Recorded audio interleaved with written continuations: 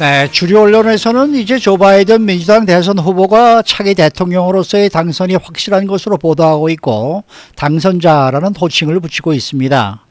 이 시점에 바이든 대통령 당선자의 경제 정책을 점검해 보는 것도 의미가 있을 것으로 보입니다.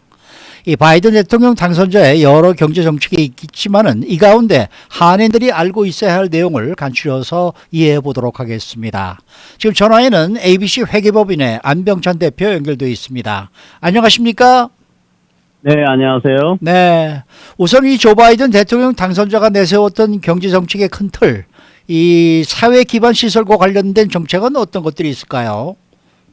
네, 아시다시피 바이든 대통령 당선자는 친환경적인 인물로 많이 알려져 있습니다. 네. 그래서 이번에 대통령 출마를 하면서 공약을 내세운 것 중에 가장 큰 기조를 이루고 있는 것 중에 하나가 환경 친화적인 정책인데요. 네. net zero greenhouse gas emission이라는 말을 쓰는데 이 말은 온실가스를 제로로 만들겠다 이런 정책인 것입니다. 그래서 바이든 대통령 당선자는 파리 기후 협약에 재가입을 약속을 했고 그리고 후 재가입 그리고 WTO 국제 무역 기구죠. 여기도 이제 재가입을 하겠다고 그랬고 그린 뉴딜 사업을 진행하겠다. 그리고 모든 신생 에너지를 100% 사용하겠다라는 그런 이제 공약을 했습니다. 그래서 이와 같이 전반적으로 환경 친화적인 그런 정책을 내세우고 있고요. 그다음에 이제 큰 줄기 중에 또 한 가지는 이제 중간 계층의 직업을 창출하겠다. 네. 그래서 소외되지 않도록 중간 계층이 소외되지 않고 저소득층들에게 어떤 직업의 기회 이런 기회를 창출하는데 좀 더 많은 것을 노력을 기울이겠다 이렇게 이제 발표를 했는데요. 그리고 실질적으로 이제 구체적인 약속들을 했습니다. 이제 클린 에너지 리서치에 적지 않은 규모의 투자를 약속을 했고 학교 환경 개선 아시다시피 바이든 대통령 당선자의 부인 이제 대통령으로 이제 정식으로 이제 임명이 되게 되면 퍼스트 레이디가 될 미세스 질 바이든이 교육자로 잘 알려져 있지 않습니까? 네네. 그래서 그런지 모르지만 하여튼 학교 환경 개선에 많은 투자를 또 약속을 했고 그리고 이제 사회 간접 자본으로 도로, 하이웨이, 브릿지 건설 이런 데 이제 투자를 할 계획이고 빈곤층 교통수단 서비스 이런 데 이제 지원을 해서 총 1조 3천억 달러의 인프라스트럭처 플랜을 세우고 있습니다. 이것은 이제 민주당의 기존에 주장했던 그런 플랜과도 일맥상통한데요.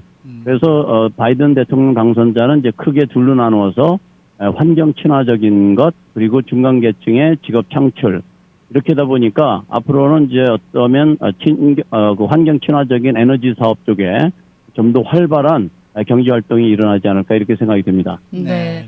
자, 그렇다면 또 세무 정책은 어떻습니까? 주요 내용을 좀 짚어주시면 좋겠는데요.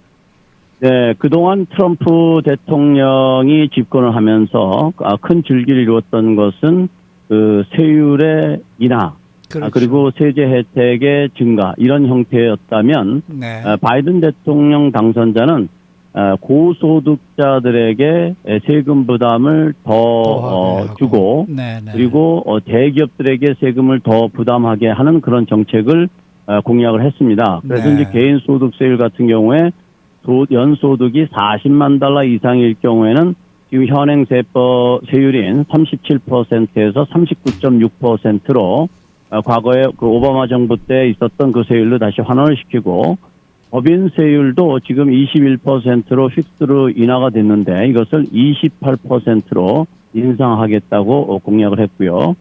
그리고 이제 소셜 시큐리티 텍스는 정확한 숫자는 지금 기억을 못 하는데 2, 3만 달러 이상이면 부과가 되지 않습니다. 그런데 40만 달러 이상 고소득자들에게는 이 소셜 시큐리티 텍스를 부과하겠다. 그리고 이제 100만 달러 이상 소득자들에게는 캐피탈 게인과 디비던드에 대한 세율을 현행 세율인 20%에서 39.6% 그러니까 일반 소득 세율로 인상을 하겠다. 네. 이런 공약을 했고요. 그리고 이제 대기업들 같은 경우에는 아무리 돈을 그 소득이 낮아도 미니멈 텍스 레이트인 15%를 부과하겠다 해서 전반적으로 세무 정책은 고소득자들에게 좀 더 세금을 부담시키는 그런 정책을 공약을 했습니다. 네. 이 코로나19가 아니더라도 헬스케어는 정말 사람들의 많은 관심을 끌고 있는 그러한 사안인데 이 헬스케어 정책에는 어떤 것들이 있습니까? 네, 그동안 사실 이 헬스케어 정책에 대해서 트럼프 행정부에서는 이제 트럼프 케어 해가지고 그것을 이제 시도하려고 노력을 많이 했지만, 오바마 케어는 나쁘다. 이것을 이제 변경해야 되겠다라고 이제 계속 주장을 해왔었는데요. 이번에 바이든 그 대통령 당선자가 집권을 하게 되면, 아시다시피 그 바이든 대통령 당선자는 오바마 케어를 서명할 때, 어포더블 액트를, 케어 액트를 서명할 때 바로 그 옆에 있었죠. 부통령으로. 네. 그래서 지금 그 바이든 그 대통령 당선자는 이 오바마 케어를 유지하고, 그리고 이것을 확장하겠다는 공약을 했고요. 거기에다가 이제 더해서 이 오바마 케어는 그 인컴에 제한이 있습니다. 그래서 그 포벌티 그 인컴, 그러니까 아주 빈곤 수치 인컴에 400%까지 제한을 하고, 그리고 비용 부담도 소득의 9.75로 기억하고 있는데요. 9.75%까지 부담하는 거로 이렇게 되어 있는데, 이 400% 제한을 없애고, 그리고 소득도 8.5%로 낮추겠다. 이런 약속을 했습니다. 결과적으로는 오바마 케어를 계속 유지하면서 이것을 좀 더 확대해서 혜택을 넓히겠다는 얘기로 이해가 되고요. 그 다음에 이제 또 많은 분들한테 영향을 줄 수 있는 것은 지금 현행 그 메디케어 규정은 65세부터 혜택을 받을 수가 있습니다. 그런데 이것을 65세에서 60세로 낮춰서 조정을 해서 혜택을 확대하겠다. 이렇게 공약을 했습니다. 그래서 아무래도 이제 그 바이든 대통령 당선자가 집권을 하게 되면 지금 이렇게 공약된 부분들에 헬스케어에도 적지 않은 영향을 줄 거라고 생각이 됩니다. 네. 자, 우리 한인분들은 아무래도 한국 또 중국과 거래하는 무역업에 종사하는 그런 비즈니스들이 굉장히 많은데요. 지난 수년 동안 중국과 마찰이 꽤나 많았습니다. 자, 바이든 대통령 당선자가 이제 대통령이 되면 중국과의 무역 거래 같은 이 무역 정책에 관해서는 어떻게 변화가 있을까요? 네, 지금 말씀하신 것처럼 그동안 트럼프 행정부는 중국과의 마찰에서 대응했던 방식이 관세를 올리는 거였죠. 네. 그렇게 되면 이제 중국에서는 또 보복 관세를 매겨서 사실 우리 한인들도 중국으로부터 수입하시는 그 비즈니스 하시는 분들이 상당히 많으신데 네. 굉장한 애로를 많이 겪었었습니다. 그런데 이제 조 바이든 대통령 당선자는 이렇게 중국과의 무역에서 일반적인 관세를 통제하는 방법은 좋은 방법이 아니다.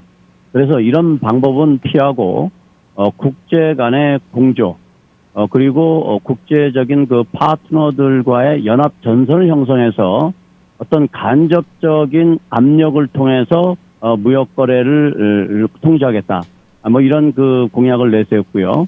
그리고 이제 아시다시피 국제 간의 거래를 하게 되면 이제 조약을 체결하게 되는데, 이렇게 조약을 체결할 때 노동자들의 대표, 대표들이 이 조약을 만들 때 참여하게 해서 노동자들의 의견을 반영토록 그렇게 하겠다는 공약을 했습니다. 그래서 지금까지 트럼프 행정부에서 한국과 중국 간의 무역 거래가 좀 어떻게 보면은 굉장히 빡빡했었죠. 그래서 실질적으로 비즈니스 하는데 상당히 어려움을 많이 겪었었는데, 이 부분에 대해서 일정한 압력은 가하되 이런 좀 더 부드러운 방법 또는 간접적인 방법으로 무역 거래를 통제하게 된다면 우리 한인분들이 중국과 무역하시는 많은 분들이 직접적인 이제 피해를 받는 것보다는 그동안에 이제 계속 해왔던 그런 무역을 계속 유지하면서 무역을 계속 비즈니스 하실 수 있지 않나 이렇게 생각이 됩니다. 네. 자, 지금 우리로서 가장 중요한 거는 이 경제 극복을 위한 추가 지원 패키지 이 안이 왜 아직도 통과가 되지 않을까? 이제 5달이 넘도록 지금 합의를 보지 못하고 있는데 이제 대선도 마무리됐으니까 어떻게 진행이 되리라고 보십니까? 네, 사실 대선이 마무리됐으니까 이제 빨리 진행이 돼야 될 것 같은데요. 네. 지금 그 진행되는 상황이 녹록치가 않습니다. 아하. 그 민주당에서는 이걸 빨리 그 진행을 하자고 주장을 계속 해왔고, 지난 수개월 동안.